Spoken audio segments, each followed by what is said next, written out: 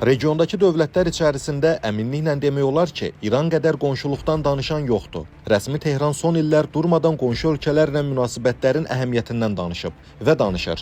Hətta nə qədər paradoksal olsa da, artıq bir həftəsi tamam olan müharibə dövründə də qonşu ölkələrə raket və dron ata-ata yenə qonşuluqdan danışır.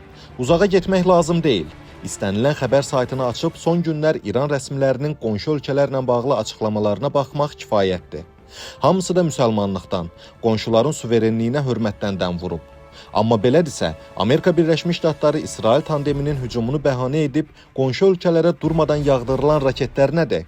Özü də məsələn, Birləşmiş Ərəb Əmirliklərinə, yaxud Küveytə atılan raket və dronların sayı müharibənin tərəfi olan İsrailə atılanlardan dəfələrlə çoxdur.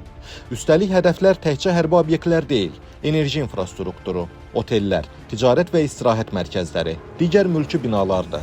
İranın bu dırnaqarası qonşuluq strategiyasını 2-3 gün öncə Türkiyənin Xarici İşlər Naziri Hakan Fidan dəqiqliklə açıqlayıb. İran, mən gedərəmsə regionu da özümlə apararam strategiyası əsasında bölgə ölkələrinə hücumlar edir. Və deyəsən İran rəhbərliyi bu strategiyada qonşulardan heç birini istisna etmək fikrində deyil. Buna görə də son 2 gündə indiyə qədər hücum etmədiyi qonşularını da hədəfə alıb. Əvvəlcə Türkiyəni, dünən də Azərbaycana. Amma ortada Azərbaycanın nümayiş etdirdiyi həqiqi qonşuluq nümunəsi də var. Bu barədə dünən İranın Naxçıvana namərdcəsinə hücumu ilə əlaqədar keçirdiyi iclasda Azərbaycan prezidenti İlham Əliyev danışıb və deyib: "Bugün səhər mənə məlumat verildi ki, İranın Xarici İşlər Nazirinin müavini Bakıya zəng edir. Xahiş edir ki, İran səfirliyinin Livanda qalmış əməkdaşlarının təxliyəsinə Azərbaycan kömək etsin. Çünki onların imkanı yoxdur. Mən dərhal göstəriş verdim ki, kömək göstərin, təyyarə göndərin. Hətta onlar dedilər ki, biz bunun pulunu da verməyə hazırıq. Dedim ki, lazım deyil. İndi dar gündə biz kömək göstərməsək, bəs nə vaxt kömək göstərməliyik? Bəli, dost da, qonşu da dar gündə tanınar. Və Azərbaycan bu addımı ilə göstərib ki, qonşusunu darda qoymayan, çətin məqamda ona əl uzadan bir dövlət və xalqdır. Və bu nəcib hərəkətdən cəmi bir neçə saat sonra İran dronları uçub Naxçıvana gəlir. Hava limanını və orta məktəbi hədəf alır. İnsanlara fiziki xəsarət yetirməklə yanaşı, onlara psixoloji sarsıntı yaşadır. Bu da Azərbaycanın yaxşılığının cavabı. Bunun adı nankorluq deyilsə bəs nədir? Məsələni dəqiq bilməyənlər üçün xatırladaq ki, müharibə başlayandan sonra İranın dəstəklədiyi Livan Hizbullahı İsrailə qarşı hərbi əməliyyatlara start verib. Bu işin təşkili və koordinasiyası da İranın Beyrutdakı səfirliyi tərəfindən həyata keçirilir. Bu səbəbdən İsrail hökuməti səfirliyin fəaliyyətinin dayandırılmasını tələb edib. Əks halda onu hədəfə alacağını bildirib. Məsələ o qədər ciddiləşib ki, sırağa gün İran Silahlı Qüvvələrinin sözçüsü General Əbülfəz Şəkarçı xüsusi açıqlama verməli olub və deyib: "Əgər İsrail İranın Livandakı səfirliyinə zərbə vursa, İsrailin dünyadakı bütün səfirlikləri bizim üçün legitim hədəfə çevriləcək və biz mütləq cavab addımı atacağıq." Yəni İranın Livandakı səfirliyinin əməkdaşları ciddi təhlükə qarşısındaydı və söhbət onların fiziki nicatından gedirdi.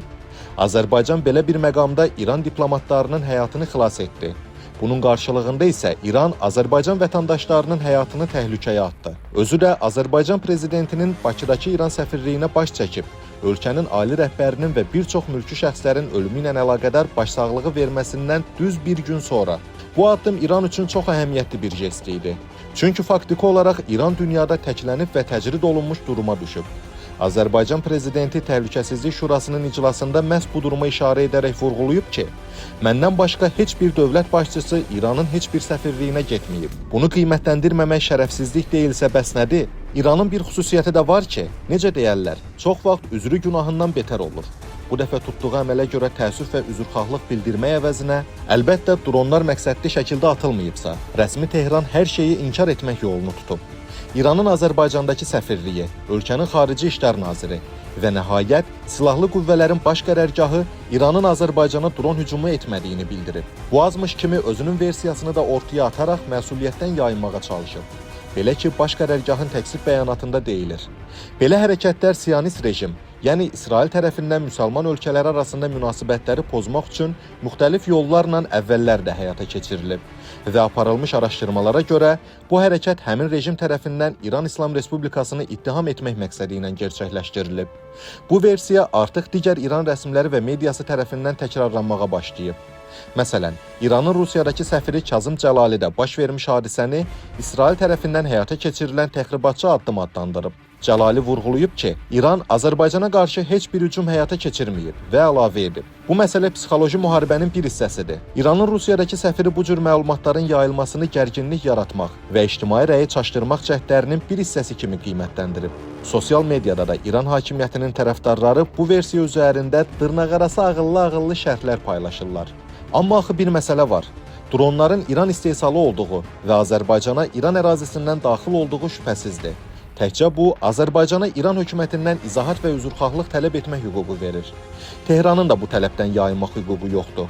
İndi bu dronlar birbaşa silahlı qüvvələrin rəhbərliyinin göstərişi ilə atılıb, yaxud hazırda İranın tətbiq etdiyi mozaik müdafiə taktikasının nəticəsi kimi meydana çıxıb, ya da İranda bütün səviyyələrdə də mövcud olan Mossad agentləri tərəfindən göndərilib. Bütün bunları İran hakimiyyəti araşdırıb üzə çıxarmalı və Azərbaycana qaneedici cavab verməlidir. Azərbaycana qarşı terror hücumu baş verib və onun kəskin etirazı da, hiddəti də haqlıdır. Azərbaycanın belə məsələlərdə İstər Tehrandakı Azərbaycan səfirliyinə terror hücumu, istərsə də Rusiyanın vurduğu sərnişin təyyarəsi işində beynəlxalq hüquqa söykənərək necə prinsipial və güzəştsiz mövqe tutduğunu Tehran yaxşı bilir və bu dəfə də inkar və təksib yolu ilə yaxasını qurtarması mümkün olmayacaq. Məsələnin əxlaqi mənəvi tərəfi, yəni mərdlik, yoxsa nankorluq seçimi isə qalır İran rejiminin öz vicdanına, əgər varsa.